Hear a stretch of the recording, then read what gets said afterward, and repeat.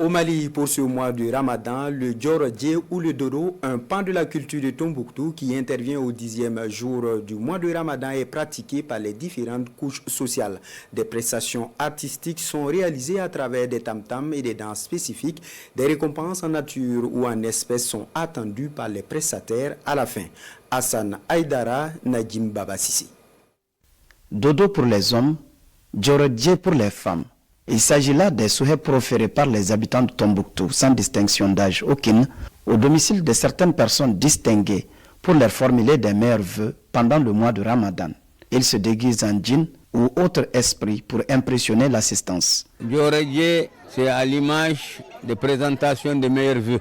C'est une forme de se manifester pour présenter leurs meilleurs vœux à leur mère, très chère, qui les a élevés, qui les a aidés à se marier, tout ça là. La manière de réclamer par rapport aux femmes, c'est ça qu'on appelle Djorodje. En réalité, ce qui se disait là-dedans, c'était des bénédictions. Quand par exemple nous prenons Adjidi Djad.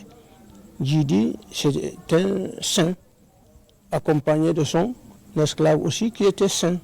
Donc vous voyez que c'était des bénédictions, les gens s'entendaient. On le faisait, on sortait de maison en maison, pas de brutalité.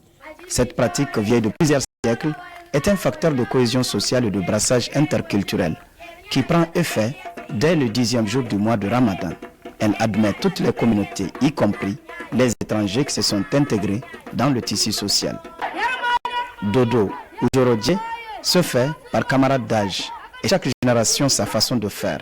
Les hommes et les femmes le font séparément. Ça se passe à travers les générations et ça se fait dans les règles de l'art également. Parce que vous ne verrez jamais des hommes et des femmes ensemble. Les jeunes filles sont ensemble, en groupe. Les jeunes garçons sont en groupe. Les vieilles personnes également sont dans leur catégorie d'âge. Et les gens qu'ils visitent sont vraiment ciblés.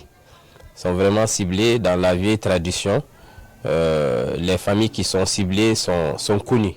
Et c'est quand même une activité traditionnelle qui permet de valoriser les chants et danses traditionnelles de la ville de Tombouctou, mais également permettre la cohésion sociale, le vivre ensemble, mais également apprendre aux jeunes générations cette vieille culture pour la continuité. C'est sûr qu'on ne peut pas faire comme les vieilles personnes, mais on essaye de faire l'essentiel pour garder notre tradition. À l'issue de la prestation, le chef ou la chef de famille honoré fait don en nature ou en espèces pour récompenser les vœux formulés à son endroit. C'est quand même une joie de voir les petits-enfants qui perpétuent encore nos traditions. C'est une tradition, c'est vraiment notre culture. Et voir que les enfants n'ont pas tout laissé, ça fait vraiment de la joie au cœur. Les céréales reçues seront préparées plus tard à Ashura, au 10e jour du nouvel an musulman.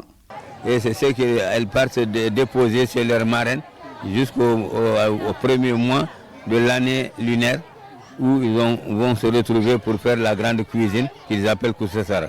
Ces prestations accablantes constituent juste un échantillon des pans de la culture tombouctienne. Elle prouve aussi que la mystérieuse est un réservoir atypique de valeurs culturelles.